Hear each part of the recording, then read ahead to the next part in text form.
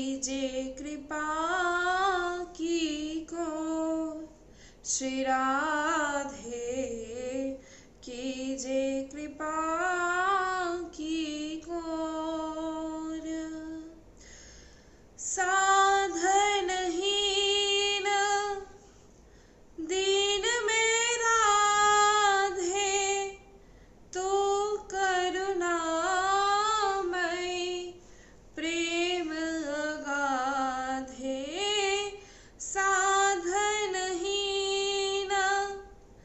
दीन में राधे, तू करुणामयी प्रेम अगाधे। काके द्वारे जाए पुकारे, कौन निहारे, कीजे कृपा की कोर श्री राधे, कीजे कृपा की कोर श्री राधे, कीजे कृपा की कोर श्री राधे, कीजे कृपा की कोर।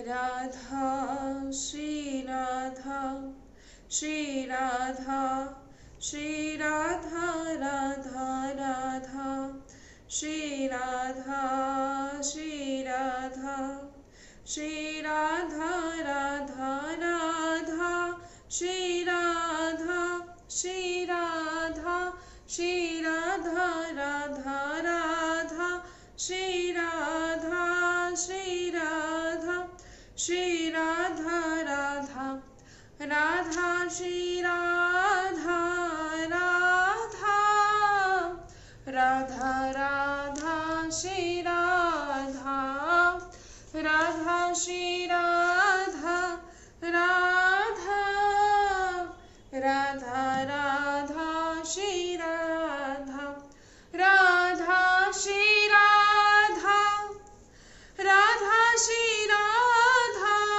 राधा श्री राधा, राधा श्री राधा, राधा श्री राधा, राधा श्री राधा, राधा श्री राधा, राधा राधा, राधा श्री राधा, राधा श्री राधा, राधा राधा, राधा श्री राधा। जय श्री राधेश्याम। जो राधा नाम बार बार जो राधा नाम का गुणगान करना है और इस जिह्वा पर बार बार राधा नाम अगर आ रहा है तो हम सच कहते हैं फिर जीवन में आनंद ही होता है। जब जिह्वा पर श्री राधा नाम आ जाता है, जब हर समय सिर्फ एक ही नाम हो, सिर्फ राधा, सिर्फ राधा। मैं उठूं तो राधा, मैं सोऊं तो राधा, कुछ भी मुझे चोट लगे तो राधा, मैं गिरूं तो राधा। हर समय जिह्वा पर अगर राधा नाम आ जाए तो जीवन में आनंद आ जाता है। और जो हमारा ये जो चिंतन है, किसका चिंतन? इस संसार का चिंतन। ये जो हमारा चिंतन है इस संसार का, यही हमारे दुख और सुख का कारण है। हमारा चिंतन सुख और दुख का कारण, हमारा चिंतन ही हमारे बंधन और मोक्ष का कारण है। अगर यही चिंतन श्री जी के प्रति हो जाए, हर समय श्री जी का चिंतन रहे तो मोक्ष, और अगर यही चिंतन संसार का हो जाए तो दुख। तो इसीलिए कहा जाता है कि हमारा चिंतन ही हमारे मोक्ष का और हमारे बंधन का कारण है। जब इस संसार का चिंतन करते हैं तो हम बंधे रहते हैं संसार में, और जब चिंतन श्री लाडली जू का होता है तब हम यहाँ से निकल जाते हैं। कभी संसार का कोई भी बंधन हमें बांध नहीं पाता।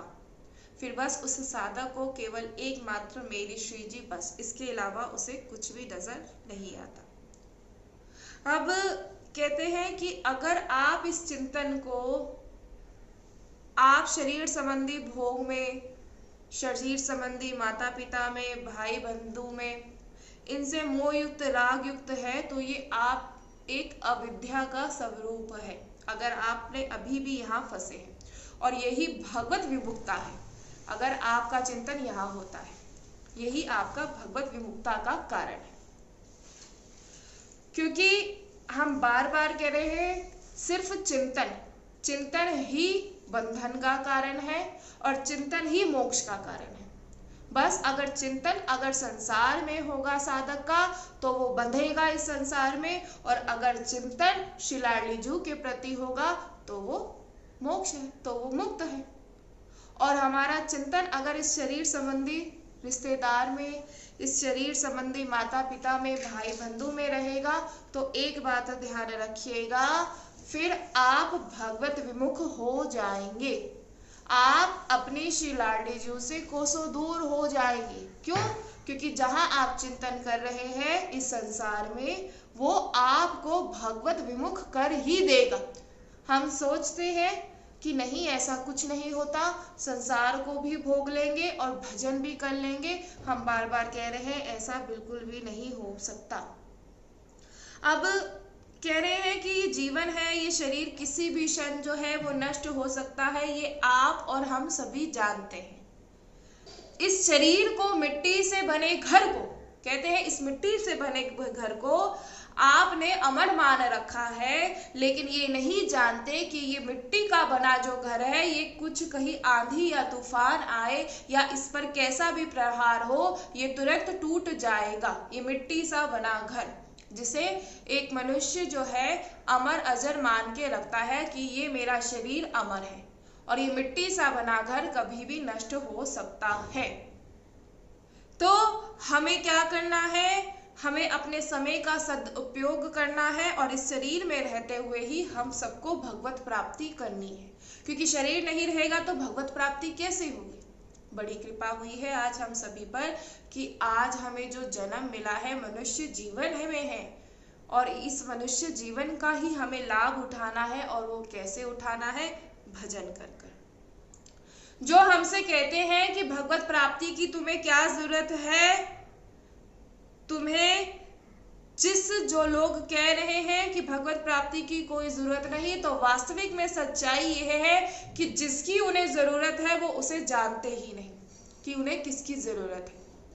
कई बार अगर आप सोचिए, अगर ऐसा हो आपको जरूरत है किसी और सामान की, आप जैसे आप बाजार में गए, ठीक है, बाजार में आप जा रहे हैं और आपको ज़रूरत है अपने या आपको सामान लेना है। कैसा सामान लेना है? आपको सब्जी ही लेनी है, ठीक है, ज़रूरत है आपको सब्जी लेने की, कि बाजार में जाएंगे सब्जी लेकर आएंगे।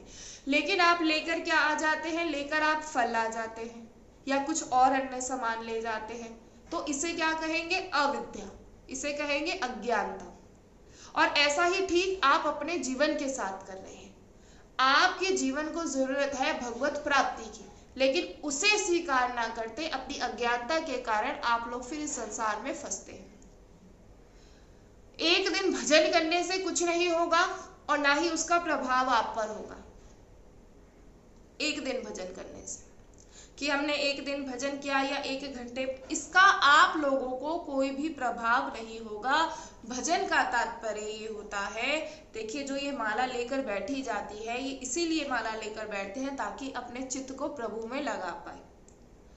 और अगर इस चित्त को संसार में लगाएंगे तो आपका, अभी हमने शुरू में कहा कि जो चिंतन है वही और सुख और दुख का कारण है और वही मोक्ष का कारण है। और अगर यही चिंतन आपने प्रभु का किया तो आपके जीवन में आनंद आ जाएगा और आपको जो भगवत प्राप्ति है वो इसी जन्म में हो जाएगी। हम शांति चाहते हैं, लेकिन वास्तविक में शांति इस संसार के विषयों में नहीं है। इस संसार के विषयों को भोगकर कभी भी किसी को कोई शांति नहीं मिली है। बार बार आप सभी को समझा रहे हैं, आप सभी समझिए। हम सोचते हैं कि इस भोग को भी भोग ले, वो भी भोग, और हमारी जो चाह है, जो इच्छा, वो बढ़ती रहती है। लेकिन क्या कभी ऐसा भजन में हुआ है कि हमारा मन करता है कि आज 1 घंटा भजन किया तो और भजन को बढ़ाए? नहीं। किसी ने हमसे पूछा कि ऐसा हमें कैसे पता लगे कि जो हम सत्संग सुन रहे हैं तो उसका प्रभाव हम पर हो रहा है या नहीं। और हमसे पूछा कि जो हम माला जप कर रहे हैं, जो हम भजन कर रहे हैं, तो क्या इसका प्रभाव हम पर हो रहा है या नहीं। तो हम बहुत ही सरल से शब्दों में आपको समझाना चाहेंगे कि अगर आपकी 2 माला आपको 4 माला तक पहुंचा दे, आपकी 4 माला आपको 12 माला तक पहुंचा दे, और आपकी वो 12 माला आपको 21 माला तक, और वो 21 माला आपको हर समय श्री जी का चिंतन आपको आए, तो समझ जाइएगा कि सत्संग का प्रभाव आप सभी पर हो रहा है। तो समझ जाइएगा। जब संसार में फंसने लगे, कहीं ऐसा समय आ जाए कि आप सभी संसार में फंसने लगे, लेकिन फिर से याद आ जाए नहीं कि ये गलत है, कोई लाभ नहीं, तो समझ जाइएगा उस समय सत्संग का प्रभाव आप पर हुआ है। सत्संग आप चाहे 1 घंटा 2 घंटा, सत्संग आप जितना श्रवण करेंगे उतना ही आपके जीवन में परिवर्तन होगा, और ये बात बिल्कुल सत्य है। और जो कहते हैं कि भगवत प्राप्ति हमारे लिए नहीं, और ये भगवत प्राप्ति सब बेकार का विषय है, जीवन में एक बार हमें जन्म मिला है और उसे हमें क्या करना है, उसे खूब अच्छे से जीना है। तो अगर इस जीवन को साकार करना चाहते हैं तो आप सभी से कहेंगे कि भजन कर लीजिए भजन, मत बोलिए, झूठ मत बोलिए। कल कर लेंगे, कल करते करते समय ऐसे ही व्यतीत हो जाएगा, और जो ये मिट्टी का बना घर है, ये इसकी ज्यादा अवधि नहीं है इसकी। अब तो इतना ऐसा समय आ गया है, पहले तो ये भी होता था कि बहुत समय तक, देखिए 110 साल 120 वर्ष आज जो मनुष्य था वो जीवित रहता था, लेकिन अब तो 60 से ऊपर रह ही नहीं पाता है। 60-80 बस। इतनी बीमारियों से घेरे रखती हैं कि वो जो भोजन है वो कम खाता है, लेकिन वो जो दवाइयां हैं वो उससे अधिक मात्रा में खाता है। कई बार आप सभी के हमारे पास प्रश्न आते हैं, और आप हम सभी से ये कहते हैं कि दीदी एक बार बताइए, आप कहते हैं कि बस भजन करो, तो हम कैसे, अगर हमारे पास धन नहीं होगा तो भजन कैसे होगा, और अगर हमारे पास सुविधाएं नहीं होगी तो भजन कैसे करेंगे, तो हम कैसे भजन करेंगे।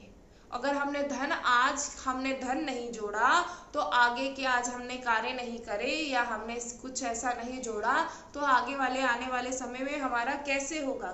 तो हम आप सभी से कहेंगे कि जिसे आप धन को जोड़ रहे हैं, जिस धन को जोड़ रहे हैं, वास्तविक में आपको क्या जोड़ना है ये सोचिए।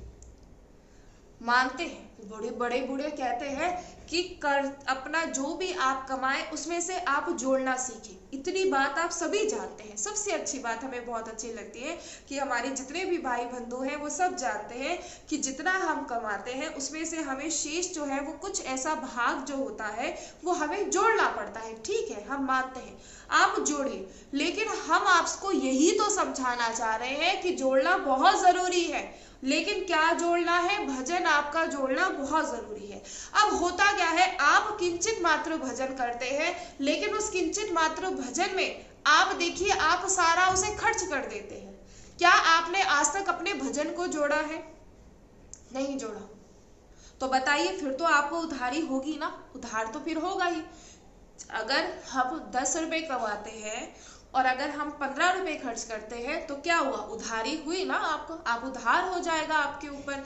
तो ऐसे ही आपके साथ है, आप लोग इतना सा किंचित मात्र भजन करते हैं और उसकी प्राप्ति चाहते हैं कि बहुत ज्यादा हो, इसीलिए आपको उधार देना पड़ता है प्रभु। आप उधार के तले दब जाते हैं। कुछ लोग ऐसे हैं जिनके पास बहुत धन है, अपार धन है, इतना धन कि अगर उनके साथ पुश्ते भी बैठकर खाए, बहुत, ऐसा नहीं कि बहुत है। लेकिन देखा क्या जाता है, अगर आप उनके खाने का जो देखेंगे, अगर उन्हें खाना खाना है तो उसे पचाने के लिए भी वो दवाई खाते हैं। खाना पहले से भी दवाई, खाना खाने के बाद भी दवाई, और न जाने कितना कुछ उन्हें ये सब कुछ सहन करना पड़ता है। अब आप बताइए, और धनवान है, धनी है, तो अगर आप सेवा करेंगे तो हम सच बताते हैं आप इन सभी चीजों से बच सकते हैं। हमने आप सभी को जीवन में बार बार आप सभी को समझाया है कि जिसे आप जोड़ना कह रहे हैं वो वास्तविक में जोड़ना है ही नहीं। हमने आप सभी को बार बार समझाया है। आप धन जोड़ते रहिए जो आपके लिए बिल्कुल शून्य है। जिस दिन ये मिट्टी का बना घर, ये किराए का घर जब छोड़कर जाना होगा तो आपके साथ आपकी एक पाई तक भी नहीं जाएगी। लेकिन अगर आपका भजन आपके पास होगा, आप भजन जोड़ कर रखेंगे तो वो आपके साथ जाएगा। इसलिए समझिए। और हम आप सभी से बार बार एक प्रार्थना करते हैं कि श्री धाम वृंदावन आप सभी अवश्य आए और समर्पित कर दीजिए खुद को किसके लिए? श्री धाम वृंदावन के लिए। जब आप खुद को श्री धाम वृंदावन के लिए जब आप समर्पित कर देंगे ना, कि मेरा जो जीवन है वो समर्पित कहाँ? सिर्फ श्री धाम वृंदावन के लिए। जब आप इसे समर्पित कर देंगे और आप ये स्वीकार कर लेंगे कि श्री धाम वृंदावन के अलावा मेरा कोई भी नहीं है, तो हम सच कह रहे हैं होश आप जब यहाँ आएंगे तो कोई अगर रोग या कोई ऐसी स्थिति आपको गिराएगी लेकिन फिर से आपको खड़ा कर देगी। कई ऐसी परिस्थितियां आएंगी, कई प्रतिकूल परिस्थिति आएगी, आपको रोग हो जाएगा, कुछ ऐसा हो जाएगा, लेकिन आपको खड़ा कर देंगे। एक हम नाम नहीं लेना चाहेंगे लेकिन ये सत्य है। एक आते हैं, वो जब वो वृंदावन आए तो सुना उन्होंने कि मुझे वृंदावन जाना है और सब कुछ छोड़कर अब मेरा सिर्फ वृंदावन ही है। तो वृंदावन जहाँ से वो थे वो सब कुछ वृंदावन छोड़कर वो यहाँ आ गए। अभी उन्हें एक हफ्ता भी नहीं हुआ था तो उन्हें क्या पता लगा कि जो उनका एक ऑपरेशन होगा। किसका ऑपरेशन? की जो होता है वो पित्त की जो थैली जो होती है उसमें उनका पथरी था तो उसका ऑपरेशन होगा। आज तक उन्हें पता नहीं लगा, लेकिन जैसे ही वृंदावन में आए उनका ऑपरेशन हो गया। ठीक है, यहाँ तक भी सही है। फिर उसके बाद कुछ दिनों बाद ऑपरेशन हुआ था तो उसमें जो था कुछ और प्रॉब्लम हो गई कि कुछ इन्फेक्शन वगैरह हुआ और फिर से दोबारा उनका ऑपरेशन हुआ। और ऐसा करते करते उन्हें बहुत सारे कष्ट उन्होंने सहे। लेकिन अब एक ऐसी स्थिति उनकी आई है कि बिल्कुल आनंद में है, बिल्कुल आनंद में। शुरू में ऐसा होता है, आपको जांचा जाता है, परखा जाता है, लेकिन ये नहीं कि हम घबरा जाएं, हम छोड़कर भाग जाएं कि नहीं, ऐसा नहीं। क्योंकि जिस प्रकार एक कुम्हार मिट्टी का बना जो उसका बर्तन होता है उसे बार बार मार कर उसे चोट देता है ताकि वो उसे पहचान पाए कि वो पका है या नहीं, ऐसे ही जब हम श्री धाम वृंदावन आते हैं, जब इस भजन मार्ग पर चलते हैं तो बहुत सारी प्रतिकूलताएं आती हैं और वो इसीलिए आती हैं ताकि हमें परखा जाए। और अगर उस प्रतिकूलता को कोई सह जाता है तो धाम उसे फिर से खड़ा कर देता है और ये वास्तविक में ऐसा होता है। लेकिन आपको दृढ़ निश्चय करना है कि जो मेरा जीवन है वो समर्पित किसके लिए है? श्री धाम वृंदावन के लिए। अब होता है कि हम श्री धाम वृंदावन नहीं आ पा रहे या श्री धाम वृंदावन में हम वास नहीं कर सकते, तो हम आप सभी से हमने कहा है कि ज्यादा से ज्यादा आप सभी श्री धाम वृंदावन में आप आए और ज्यादा से ज्यादा समय यहाँ व्यतीत करें और ऐसी कोई भी स्थिति को अपने ऊपर हावी ना होने दे कि जो आपको वृंदावन से बाहर कर पाए। क्यों? क्योंकि मेरे लिए वृंदावन से बढ़कर कुछ भी नहीं है। एक विश्वास, यहाँ एक विश्वास की बात है और जिसका विश्वास दृढ़ होता है उसके विश्वास को कभी भी श्री लाडली जी टूटने नहीं देती।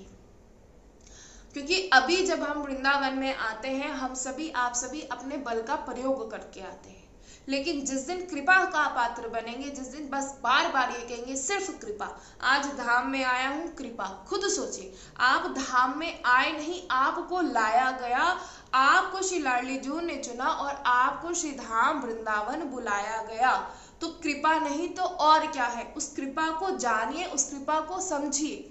आपको लाया गया श्री धाम वृंदावन, तो बताइए कितनी कृपा आप सभी पर हुई है, सोचिए जरा।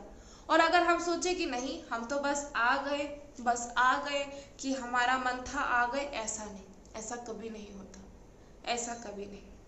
इसलिए हमारी बात को आप सभी जानिए। आपको यहाँ किसी से कोई मतलब नहीं होना चाहिए। आपको जब धाम आ रहे हैं तो आपको श्री लाडली जू ने बुलाया है। और जैसे आप संसार के ये विषयों के लिए, आप संसार की सुख सामग्रियों के लिए इतने प्रयास करते हैं ना, इतना प्रयास बस आप श्री जी को पाने के लिए कर दीजिए। बस हम सच बता रहे हैं, कर देख लीजिए। संसार में आप जितने प्रयास करेंगे आपको कुछ भी प्राप्त नहीं होगा, कुछ भी। लेकिन वही प्रयास अगर आप श्री जी को पाने के लिए करेंगे तो बहुत कुछ प्राप्त होगा, बहुत कुछ। इसलिए आप इस बात पर ध्यान दीजिए। वृंदावन में मैं आ गया, श्री जी की कृपा हो गई। अब वृंदावन मुझे कैसे रखे ये वृंदावन जाने। क्यों? क्योंकि सुख और दुख दोनों के अवसर आएंगे। अब ये वृंदावन जाने। अगर दुख में आप बिल्कुल दृढ़ता पूर्वक, विश्वास आपका रहा, बिल्कुल दृढ़ विश्वास कि कोई बात नहीं है, कोई दुख नहीं, सिर्फ मेरी श्री लाडली जू, बस इतना जिसने कर लिया ना, वो इतना ही, सिर्फ इतना ही उसके लिए काफी होता है कि वो खड़ा रहे। कैसा भी उसके साथ कुछ क्यों ना हो, कितनी भी दुख की परिस्थिति क्यों ना आए, लेकिन वो खड़ा है धाम में। और वो फिर भी कह रहा है कि कृपा, फिर भी वो कह रहा है कि कृपा। बस ये कृपा ही आपको बताएगी। और ये कृपा जिसने समझ ली, हम सच कहते हैं, उसे श्री जी की प्राप्ति हो जाती है। अब जब आप वृंदावन में आएंगे, देखिए हम बार बार कहते हैं वृंदावन को इस सामान्य दृष्टि से ना देखें, ये चमड़े की दृष्टि है। वृंदावन को आप रसिक जनों की दृष्टि से देखें। आप लोग रसिक जनों का संग नहीं करते, भक्तों का संग नहीं करते, संतों का दर्शन नहीं करते, तो कैसे वृंदावन, वास्तविक वृंदावन का दर्शन होगा? नहीं हो पाएगा। उसके लिए रसिक जनों का, भक्तों का संग करना बहुत ही जरूरी है, बहुत जरूरी है। क्योंकि एक रसिक जन ही आपको वो दृष्टि दे सकता है वृंदावन को देखने के लिए, कि वृंदावन का वास्तविक दर्शन करने के लिए। अभी जब हम आते हैं तो बहुत ज्यादा हमारी जो दृष्टि है वो दोष दृष्टि रहती है कि वृंदावन में ऐसा होता है, वृंदावन वैसा होता है, वृंदावन ऐसा होता है। क्यों? अगर आप वास्तविक में वृंदावन का दर्शन नहीं कर सकते तो वृंदावन के बारे में ऐसा बोलते ही क्यों है? क्यों बोलते हैं आप ऐसा? वृंदावन को तो अभी तक आपने दर्शन ही नहीं किया। जब आपने, आपके सामने वो रस रखा है और आपने उसका पानी नहीं, उस रस का पानी नहीं किया, तो कैसे पता लगेगा कि उस रस का कैसा स्वाद है?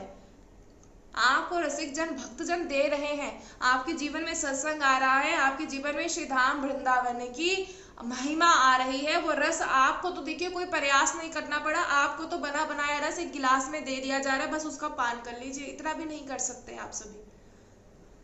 कितना कुछ सहता पड़ता है, तब जाके वास्तविक वृंदावन का दर्शन होता है। अब चमड़े की दृष्टि, और सबसे बड़ी बात उसमें 2 आंखें और लगा लेते हैं, 4 आंखें हैं फिर भी दर्शन नहीं होता। क्योंकि वो जो 4 आंखें हैं या 2 आंखें हैं वो सब दोष दृष्टि की है, सब दोष दृष्टि की है। हर कहीं अपनी बुद्धि का प्रयोग करना, कोई लाभ नहीं होने वाला। बार बार कह रहे हैं, एक ऐसा समय आएगा फिर पछताएंगे, और उस समय पछताना ही पड़ेगा। श्री जी ने कृपा करके ना खींच के लाई, ये कृपा आपको खींच कर लाती है वृंदावन, ये कृपा आपको खींच कर लाती है सत्संग के उस मार्ग पर, कि सत्संग जो आपको श्रवण आप कर रहे हैं, ये कृपा ही है जो आपको खींच कर ला रही है। तो हर किसी के जीवन में सत्संग क्यों नहीं होता? सब जी रहे हैं अपना जीवन, सब जी रहे हैं, सब अपना जीवन व्यतीत कर रहे हैं। आपके जीवन में सत्संग आया है तो कैसे आया है, समझिए, जानिए क्यों आ रहा है सत्संग। कुछ तो है कि जीवन में सत्संग आ रहा है। श्री धाम वृंदावन की महिमा, रजरानी की महिमा, यमुना रस रानी की महिमा आपको सुनने के लिए मिल रही है, तो इसका मतलब ही कृपा नहीं तो क्या है? वृंदावन वासी कहते कैसे वास करे?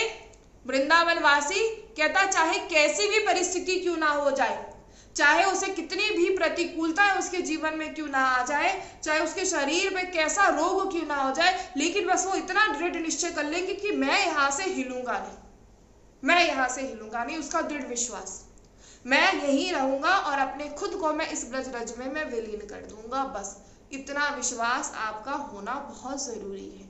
बिना विश्वास के बात नहीं होगी। आप देख लीजिए, सबको धामवास नहीं मिलता, नहीं मिलता क्योंकि विश्वास नहीं है। कह रहे धामवास कैसे मिले? सिर्फ एक जीवन के मात्र, एकमात्र मांग सिर्फ मेरी श्री जी। बस जिस दिन जिसकी एकमात्र मांग हो जाएगी, सिर्फ मुझे श्री लाडली जो चाहिए, उसी दिन उसे श्री धाम वृंदावन का वास मिल जाएगा।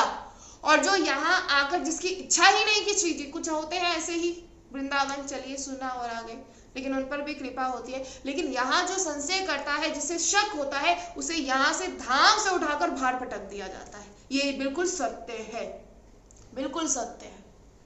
धामवास सबको नहीं मिलता, बिल्कुल, ये बिल्कुल नहीं, सच बता रहे हैं। और अगर मिल गया है तो बड़ी कृपा है, कोई भाग्य का यहाँ कोई किस्मत का काम नहीं, यहाँ केवल एक कृपा का है। और जो साधक अड़ा रहे, जो साधक कहे कि कैसा भी, उसका दृढ़ विश्वास कि कैसा भी कुछ ना हो जाए लेकिन मैं वृंदावन से बाहर नहीं जाऊंगा, तो उसकी ऐसी निष्ठा, उसकी ऐसी निष्ठा का एक ये परिणाम होता है कि उसे श्री लाडली जी की प्राप्ति हो जाती है। उसे राधा नाम में रस प्राप्त होने लग जाता है। अभी सिर्फ राधा राधा हम आप सभी से कहते हैं, रोजाना नाम जप करिए, जितना हो सके श्री लाडली जी का नाम जप करते रहे। ये नाम जप ही आपको श्री धाम वृंदावन का वास दिलाएगा, और ये नाम जप ही आपके जीवन में परिवर्तन लाएगा। लेकिन ये नाम जप कैसे बढ़ेगा? जब आप सत्संग को श्रवण करेंगे। जब तक सत्संग श्रवण नहीं करेंगे तब तक ऐसा नहीं हो पाएगा, बिल्कुल नहीं हो पाएगा। इस श्रवण इंद्री से आज तक आपने संसार की वार्ता सुनी है, और आज तक आप संसार के प्रपंच में फंसते आए हैं। अब आपको अवसर दिया जा रहा है कि संसार के प्रपंच से आप सभी निकलिए। बार बार कहा जा रहा है, इस संसार के प्रपंच से आप सभी निकलिए, और जितना हो सके उतना आप सभी सिर्फ भजन कर लीजिए, जितना हो सके। जिम्मेदारियां आपकी अंतिम क्षण तक नहीं जाएंगी, और ये देख लीजिएगा। और जो फंसे हैं संसार में वो सोचे कि हम बाद में एक समय ऐसा आएगा कि भजन कर लेंगे, तो प्यारो कैसे भजन होगा? पूरा जीवन तो अभ्यास संसार का था, तो अब जाके क्या हाथ में माला आएगी? बिल्कुल नहीं आएगी। अभ्यास जैसा होता है जीवन में, आप जैसा अभ्यास करते हैं आपका वैसा ही चिंतन होता है। अगर अभ्यास हुआ संसार का तो संसार में चिंतन, और अगर अभ्यास है श्री राधा नाम का तो श्री लाडली जी में चिंतन, हर समय चिंतन। इसलिए हमारी बात जानिए, समझिए, एकमात्र जीवन की मांग रखिए, सिर्फ श्री जी, सिर्फ लाडली जी। अभी जो कहते हैं ना धामवास नहीं मिलता, देखिए अभी आपकी मांग है ही नहीं। जिस दिन मांग हो जाएंगी ना बस श्री लाडली जी, उसी दिन आपको धाम में बुला लिया जाएगा और धाम में वास दे दिया जाएगा। बहुत अच्छी अच्छी जो होती है, लोग अपनी किसी, अगर आपको कोई नौकरी चाहिए होती है कोई, तो देखिए अगर अच्छी नौकरी चाहिए होती है तो उसके लिए कितनी ज़्यादा आपको लोगों को मेहनत करनी पड़ती है। तो ऐसे ही धामवास के लिए एक ही मेहनत है, और वो बस एक क्या है? राधा नाम। मेरी राधा नाम में निष्ठा। मैं उठूं, मैं बैठूं, मैं जगूं, मैं सोऊं, मैं रोऊं, मैं कुछ भी, सिर्फ जिब्या पर केवल एकमात्र नाम, और वो क्या है? सिर्फ श्री राधा। ये दो अक्षर राधा, ये दो अक्षर, सिर्फ दो अक्षर जिसे आप समझ रहे हैं ना, इसका अभी आप लोगों ने रस प्राप्त ही नहीं किया। ये सिर्फ दो अक्षर जिसे आप बिल्कुल सामान्य समझ रहे हैं, नहीं। श्री धाम वृंदावन के वासी जो आपको सामान्य नजर आते हैं, सामान्य नहीं है। बड़ी कृपा है इन पर, बड़ी कृपा है कि जो श्री जी ने इन्हें श्री धाम वृंदावन का वास दिया है। बहुत कृपा है इन पर। और ये जितने भी सब श्री धाम वृंदावन में वास कर रहे हैं ना, ये श्री लाडली जी की कृपा से वास कर रहे हैं। और आप कहाँ फंसे हैं खुद देखिए। यहाँ आकर भी दोष दृष्टि, यहाँ आकर भी है बुद्धि, तो कैसे श्री जी का दर्शन होगा? बताइए कैसे कर सकते हैं? एक भक्त के हृदय में श्री लाडली जी विराजमान रहती है, लेकिन लाडली जी का दर्शन करने के लिए पहले आपको, जो ये हम बार बार कह रहे हैं, जो ये चमड़े की आंखें, इसके प्रयोग से नहीं नजर आएगा। ये चमड़े की आंखें आपको हमेशा वही दिखाएगी, फिर से ये संसार ही दिखाएगी। इसलिए वृंदावन की महिमा को जानिए।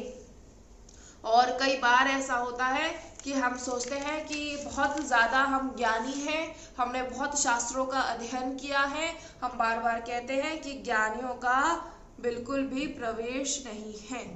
और अगर श्री धाम वृंदावन में वास करना है तो एक बात ध्यान रखिएगा कि श्री धाम वृंदावन के चाहे वृक्ष हैं, श्री धाम वृंदावन के चाहे पक्षु हैं, चाहे पक्षी हैं, चाहे लोग हैं, चाहे निर्जन जितने भी हैं, उन सब से आपको प्रेम करना होगा, उन सबको आपको प्रणाम करना होगा। क्यों? क्योंकि वो श्री जी के निज जन है। अगर जो ये बात समझेगा उसे ही शिलान्यासों की प्राप्ति होगी, और जो नहीं समझ पाएगा वो ऐसे ही भटकता रहेगा। ये बात आप सभी को समझनी पड़ेगी, और कृपा का आश्रय आप सभी को लेना पड़ेगा, क्योंकि जब आप कृपा का आश्रय लेते हैं तो प्रभु की कृपा जो प्रभु सर्वज्ञ सब कुछ जानते हैं, उनकी कृपा हमें सुधारना शुरू कर देती है। हम आपसे कहते हैं ना कि आश्रय लीजिए, प्रभु की कृपा का आश्रय लीजिए, तो प्रभु का आश्रय लेने का तात्पर्य ये होता है फिर वो हमें सुधारना शुरू करते हैं जब हम उनका आश्रय। हम क्या आप सभी से बार बार कहते हैं कि धाम का आश्रय, राधा नाम का आश्रय, मेरे जीवन का आधार सिर्फ श्री राधा नाम। तो फिर प्रभु की कृपा आप सभी को सुधारना शुरू करती है। और कभी भी ऐसे भ्रम में मत रहिएगा कि अनुकूलता ही आएगी, कभी कभी प्रतिकूलता भी अवश्य आती है, ये बात अपने जीवन में ध्यान रखिएगा। लेकिन होता क्या है, हम ये देह अभिमानी होने के कारण हम लोग ये समझ नहीं पाते। हमें भगवत प्रेम में डुबोने के लिए अहेतु की कृपालु प्रभु कृपा देते हैं, ताकि हम सभी प्रेम में डूब पाए। अब जैसे जरा ध्यान से सोचिए कि समुद्र में जैसे नमक के समुद्र के प्रवाह में पड़ जाए, तो जब तक आप उस समुद्र में से नहीं निकलेंगे, आपको उस समुद्र का जो नमक है उसका आपको अवगाहन करना ही पड़ेगा। जब तक आप उस समुद्र में से निकल नहीं जाते, तब तक आपको वो अवगाहन करना ही पड़ेगा। और ऐसे ही आप ऐसे दुखाले समुद्र में फंस गए हैं, और ये दुख समुद्र है, और ये भव समुद्र है, ये संसार दुखालाल्यम, संसार सबसे ज्यादा दुखों का भंडार है इस संसार में। चाहे भक्त हो चाहे अभक्त हो, चाहे भक्त हो चाहे अभक्त हो, दोनों इसमें जन्म लिए हैं। जो भक्त है वो इसे वृत्ति को प्राप्त करके प्रभु से रति करने के कारण उस दुखद परिस्थितियों को भगवत कृपा का स्वरूप अनुभव करके आनंदित होता रहता है। जो भक्त होता है कि भगवत कृपा, कुछ भी अगर उसके साथ प्रतिकूलता हो, वो सिर्फ कृपा, वो प्रभु पर संशय नहीं करता। ऐसा नहीं होता कि जो भक्त होते हैं उनके जीवन में दुखद परिस्थितियां नहीं होती, ऐसा नहीं होता जो भक्त होते हैं उनके जीवन में प्रतिकूलताएं नहीं होती, लेकिन उन्हें अपने प्रभु पर विश्वास होता है और वो बस कृपा का आश्रय लेते हैं। कितनी से कितनी भयानक परिस्थितियां आती हैं, लेकिन फिर भी वो जो भक्त है वो घबराता नहीं, वो बस एकमात्र उसकी जिह्वा पर शब्द रहता है, और वो क्या है, कृपा। सहता रहता है, सब कुछ सहता रहता है, किसके लिए, सिर्फ कृपा। आज कैसी परिस्थिति, लेकिन फिर भी सहेगा। क्यों सहेगा, सिर्फ कृपा। क्यों, क्योंकि जो प्रभु के श्री चरण हैं परम शीतलता उसे प्रदान कराते हैं, और उससे जो उसका ताप है उससे उस ताप का नाश होता है, और उसका जो चिंतन होने का कारण ये दुखालय ये संसार नहीं होता। उसका दुख का अगर वो कभी रोएगा भी तो बस वो श्री जी के दर्शन के लिए वो रोता है। वो इसलिए नहीं रोता कि मुझे संसार में ऐसी वस्तु नहीं मिली, मुझे संसार में ऐसी वस्तु नहीं मिली। जो संसार की वस्तुओं की प्राप्ति के लिए रोते रहते हैं ना, उनके जीवन में कभी आनंद आता ही नहीं, कभी आनंद नहीं आता। लेकिन भक्त ठीक इससे विपरीत होता है। भक्त हर वस्तु में, हर किसी में सिर्फ कृपा, प्रतिकूलता तो कृपा, अनुकूलता तो कृपा। क्योंकि एक भक्त कैसा होता है, एक भक्त ना तो ज्यादा सुख आने पर सुखी होता है और ना ज्यादा दुख आने पर वो दुखी होता है। आप लोग सभी कृपा पात्र हैं, क्योंकि आपने कृपा का आश्रय लिया है, और कभी अनुकूलता और कभी प्रतिकूलता, ये दोनों कृपा के पक्ष ही है, अनुकूलता भी और प्रतिकूलता भी। हमारे प्रभु जिस समय जैसा चाहेंगे वैसा हमें देंगे। हमें हर समय ये देखते रहना चाहिए कि हमारे पर कृपा है पर हम देख नहीं पा रहे हैं, ऐसा आप सभी को देखना चाहिए कि हम पर चाहे प्रतिकूल परिस्थिति है चाहे अनुकूल परिस्थिति है, लेकिन जो हम पर कृपा है वो हो रही है, लेकिन हम उसको देख नहीं पा रहे हैं। बस इस बात का आपको ध्यान देना है, क्योंकि क्या होता है, प्रभु सर्वज्ञानी है, वो सब जानते हैं। आपकी और हमारी बुद्धि केवल इतनी सी, हम लोग अल्प बुद्धि के, कितना सोच सकते हैं, सिर्फ इतना, लेकिन वो सब जानते हैं। बहुत बार ऐसा होता है, हमने कई बार आप सभी को भी बताया है, कहते हैं कि जो हमारी इच्छाएं होती हैं वो पूर्ण क्यों नहीं हो पाती, इसका कारण क्या है कि इच्छाएं पूर्ण नहीं हो पाती? क्योंकि हो सकता है कि जिस इच्छा की हम चाह रहे हैं कि इच्छा पूर्ण हो जाए, उसमें हमारा अहित हो सकता है, इसलिए प्रभु उस इच्छा को पूर्ण नहीं करते। अब आप चाहते हैं कि आप भजन करें, हमें भजन करना है। अब सबकी दृष्टि सोच ये होती है, जो संसारिक होते हैं वो ये सोचते हैं कि अगर आज जो भजन कर रहे हैं तो हमारे जीवन में अनुकूलताएं आनी शुरू होगी। जो संसारी होता है वो ये सोचता है कि हाथ में माला ले लो तो जो हम भक्तों को देखते हैं, भक्त तो बड़े आनंदित रहते हैं, इसका मतलब इस भजन में, भजन करने से उन्हें बहुत कुछ, उन्हें, क्योंकि संसारिक है ना, अल्प बुद्धि है, वो ये सोचते हैं हमें बहुत कुछ इन्हें प्राप्त होता है क्योंकि भजन है। देखिए आनंदित, हर समय आनंदित रहते हैं, हर समय जिब्या पर राधा वल्लभ श्री हरिवंश होता है, हर समय जिब्या पर राधा नाम होता है, तो ये तो यही सोचते हैं कि बड़ा इन पर बड़ी कृपा है, तो हम भी माला ले लेते हैं और अपनी इच्छाओं को पूर्ति कर लेते हैं। बस यही आप लोग गलती कर देते हैं, यही सबसे बड़ी आप लोगों की गलती हो जाती है। भजन अगर इच्छाओं के लिए आप कर रहे हैं तो वो तो प्रभु से सौदा हुआ, कर लीजिए फिर सौदा, फिर वो कृपा आपको नहीं मिलेगी। कई बार ऐसा होता है कि हमने कई बार कहा है कि पर्दे के पीछे कुछ और होता है और पर्दे के समक्ष कुछ और होता है, कई बार ऐसा होता है, लेकिन हम अब आप सभी से कहेंगे इस दोष को भी मत देखिएगा। लेकिन आपको समझाने के लिए हम बता रहे हैं, श्री लाडली जो सब देखती हैं वो तो बहुत करुणामयी है। आप तो अगर रो भी देंगे, आप राधा राधा पुकारेंगे, वो तो फिर भी कृपा करती है, वो कभी नहीं देखती कि कौन कैसा है, उन्होंने कभी देखा ही नहीं।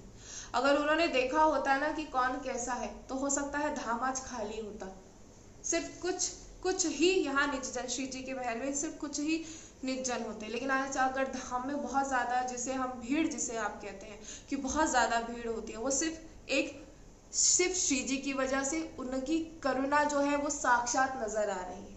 क्योंकि हम सब इतने अवगुणों के भंडार हैं, कभी सोचा है कि आज तक कभी कोई ऐसा पुण्य किया है कि श्री धाम वृंदावन में आना हो जाए या श्री धाम वृंदावन में वास हो जाए? नहीं।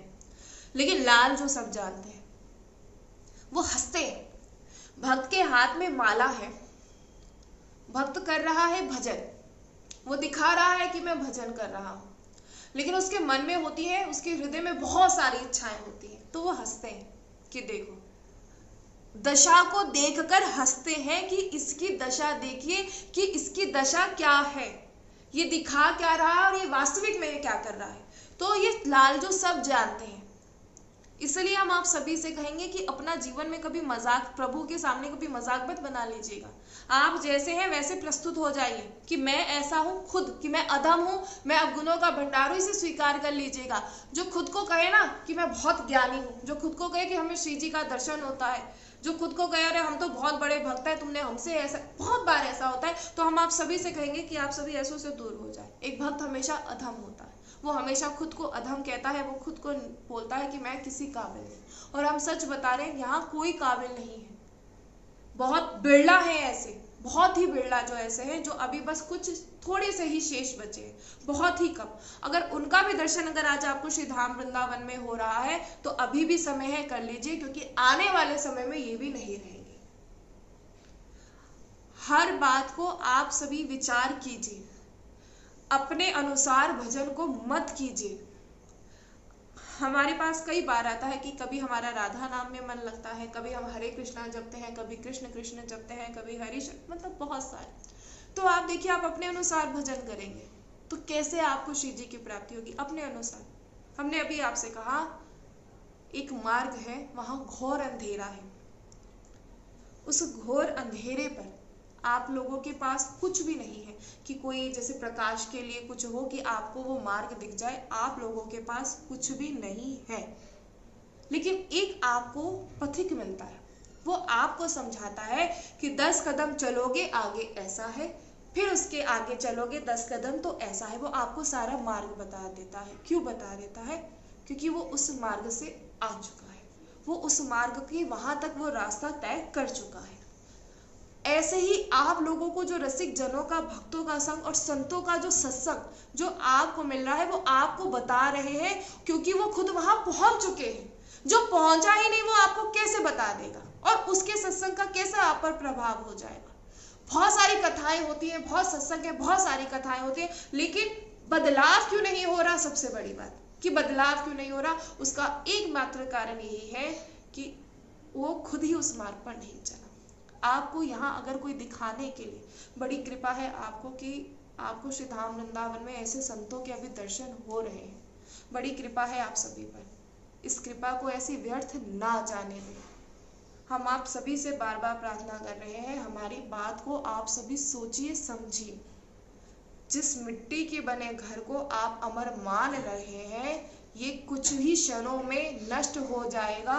और समय जो कहे, किसी को नहीं पता, कोई नहीं जानता कि किसका कितना समय है।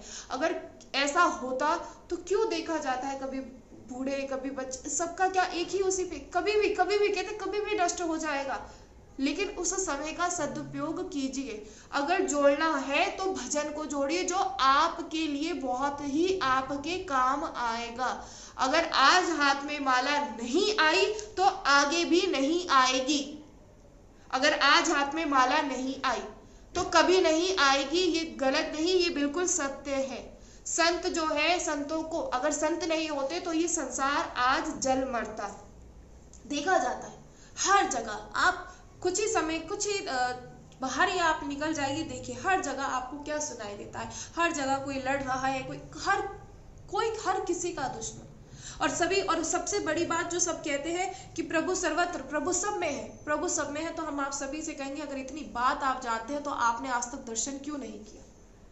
कौन आप किससे द्वेष रख रहे हैं, किसके लिए दोष दृष्टि, किसके लिए द्वेष। अरे इतनी बात देख लीजिए, जिसके लिए दोष दृष्टि, जिसके लिए द्वेष, उसी में आपका प्रीतम है, उसी में आपका प्रीतम है। बस ये भक्त जान लेता है, वो ज्ञानी। ज्ञान का मतलब ये नहीं होता बड़े बड़े शास्त्रों का, कि शास्त्रों का अध्ययन, ग्रंथों का अध्ययन, शास्त्रों का अध्ययन, इसे ज्ञान नहीं कहते हैं। एक परसों ही किसी का आना हुआ, उन्होंने बताया तो अपनी जीवनी के बारे में वो बता रहे थे। तो जैसे कि होता है कि सब कहते हैं कि बच्चा, जैसे बच्चा होता है, उसके अगर अच्छे नंबर आते हैं तो वो जीवन में, क्योंकि होता है ना कि आजकल एक फोकस हो जाता है कि बच्चे के अच्छे नंबर आने चाहिए, क्योंकि वही बच्चा जीवन में आगे बढ़ पाता है।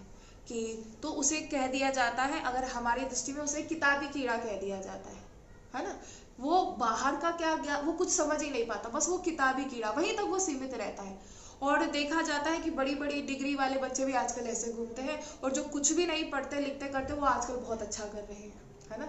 जिसने आज तक कभी नहीं पढ़ा, जैसे कहेंगे कि इसका बहुत अच्छा कारोबार है, अगर उसकी वो पढ़ाई की शिक्षा के बारे में पूछा जाए, वो अशिक्षित होगा, लेकिन उसने बहुत कुछ कर लिया। ऐसे ही ठीक यहाँ है, ठीक यही है। आप जितना ज्ञानी बनने की कोशिश करेंगे, आप सोचे कि शास्त्रों का मैं अध्ययन, कि मेरे जीवन में मुझे गुरु की आवश्यकता नहीं, मैं खुद शास्त्रों का अध्ययन कर लूँ, मैं शास्त्रों का अध्ययन, मैं ग्रंथों का अध्ययन, और मैं ज्ञानी बन जाऊंगा। नहीं, कुछ भी नहीं हासिल होगा। बार बार कह रहे हैं, मेहनत करते रह जाएंगे। अभी थोड़ी देर पहले बोला था कि आपको हमने रस का गिलास दे दिया है, ना तो आपको उस फल को छीलना है, ना रस निकालने के लिए आपको कोई मेहनत करनी, आपको कुछ नहीं करना, आपको साक्षात उस रस का गिलास दे दिया है। बस क्या करना है, उसे आपको पान करना है, बस। इसलिए जान लीजिए, पहचान लीजिए, समय नष्ट हो रहा है और एक दिन आपका शरीर नष्ट हो जाएगा। मृत्यु कहते हैं, मृत्यु तो सबकी होती है, सच में, ये कोई झूठ नहीं है, कोई अमर नहीं। लेकिन अमर वो होता है जो प्रभु का होता है, वो सदैव अमर रहता है। मीरा जी की बात की जाए, कर्माबाई, मीरा जी, संत कबीर, न जाने कितने तो अमर है वो आज भी आपके और हम सब के बीच में है। मीरा जी का जब बात आती है तो मीरा जी को कौन नहीं जानता, सब जानते हैं। और मीरा जी को गए कितने वर्ष हो चुके, लेकिन आज भी मीरा जी का जैसे होता है, जैसे चरित्र आप सुनते हैं, जैसे ही जिब्या पर मीरा जी का नाम आ जाता है तो वो भक्ति नजर आ जाती है, वो प्रेम साक्षात नजर आ जाता है। तो भक्त अमर होता है, भक्त का नाम होता है, अमर होता है। और सबसे बड़ी बात, वो भक्त कभी ही नहीं चाहता क्योंकि भक्त कभी अपना वैभव नहीं चाहता, भक्त बस ये चाहता है कि उसे प्रभु मिल जाए। और संतों को आप पर दया आती है, हम सब पर दया आती है, इसलिए संत जो है वो बार बार सबको जगाते हैं, चेताते हैं। संतों को हमारे और आपसे क्या मतलब, किसी से कोई मतलब नहीं, वो तो संत हैं, लेकिन वो सब पर कृपा कर रहे हैं। इसलिए जो ये सत्संग है, क्योंकि एक बार हमारे पास ही ऐसे प्रश्न आया, तो उन्होंने हमसे कहा कि अगर इतना ही भजन है तो एकांत में बैठ के क्यों नहीं, क्या आवश्यकता है ये सब कुछ करने की। तो हमने उनको ये कहा कि जो भजन है, आज के समय में भजन शेष बचा है, और आने वाले समय में ये बालक जो है इसकी ये तो देख भी पाएंगे, लेकिन आने वाले समय में तो बिल्कुल भी नहीं रहेगा। उसका कारण क्या है, क्योंकि जिन्होंने वास्तविक में सच्चाई को जान लिया वो सब सिमट कर रह जाते हैं, लेकिन जब तक हम बताएंगे नहीं तो सब कैसे जानेंगे। इसीलिए बताना सबको बहुत ज़रूरी है। और हम बार बार कहते हैं कि आपको बताने से, आपको समझाने से हमें बहुत आनंद मिलता है। कभी ये मत सोचिएगा कि आप, कई बार ऐसा होता है कि आज हम बैठे हैं, यहाँ बैठे हैं बड़े आराम से, क्या प्रतिकूलताएं हमारे जीवन में नहीं होती है। अगर एक दिन के लिए, हम ज़्यादा भी नहीं कहते, हम कहते हैं एक दिन के लिए भी यहाँ आकर आप आ जाइए, एक दिन के लिए भी आप सभी जान जाएंगे। जो जानते हैं वो बहुत से आप में से जानते हैं। लेकिन आनंद है किसका, राधा नाम का, श्री जी की कृपा है। सच बता रहे, बहुत कृपा है, क्योंकि कृपा नहीं होती तो आज धाम में नहीं होते। इसलिए आप लोग कभी अपने बल मत सोचेगा कि आपका बल नहीं, ये श्री लाडली जी का बल है जो आप श्री धाम वृंदावन आए हैं और आपके जीवन में सत्संग आया है। क्योंकि सत्संग जब जीवन में आ जाए, जब प्रभु का नाम सत्संग जब आपके जीवन में आने लग जाए, तो समझ जाइएगा प्रभु के आने में भी देर नहीं है। हर समय कृपा करती है, हर समय। अब उस कृपा को अगर आप सोचो कि बड़े बड़े हमारे पास वो क्या बोलते हैं, वो बैंक बैलेंस जैसे बोलते हैं, और गाड़ियां हो जाना और महल हो जाना, उसे कृपा नहीं कहते, उसे तो भजन से दूर करना कहते हैं। और वो खिलौने, गुरुदेव कहते हैं ना कि प्लास्टिक के खिलौने होते हैं जो आपके सामने गेट दिए जाते हैं, और बच्चा उसमें अगर व्यस्त हो जाए फिर वो उसमें व्यस्त ही रहता है, फिर उसे माँ नहीं मिलती। लेकिन जो बच्चा रोता है कि नहीं, बच्चा रोए कि मुझे माँ ही चाहिए, तो फिर उसकी माँ सारे कार्य छोड़कर अवश्य आती है। इसीलिए जब भजन करें तो ये मत सोचिएगा कि आज मेरे पास ऐसा है वैसा आने लग गया है तो प्रभु की कृपा है। कृपा जब होगी जब आपके सामने आपके गुरुदेव हो और आपकी आंखों में अश्रु हो। कृपा जब होगी आपकी जिह्वा पर राधा नाम हो और आपकी आंखों में अश्रु हो।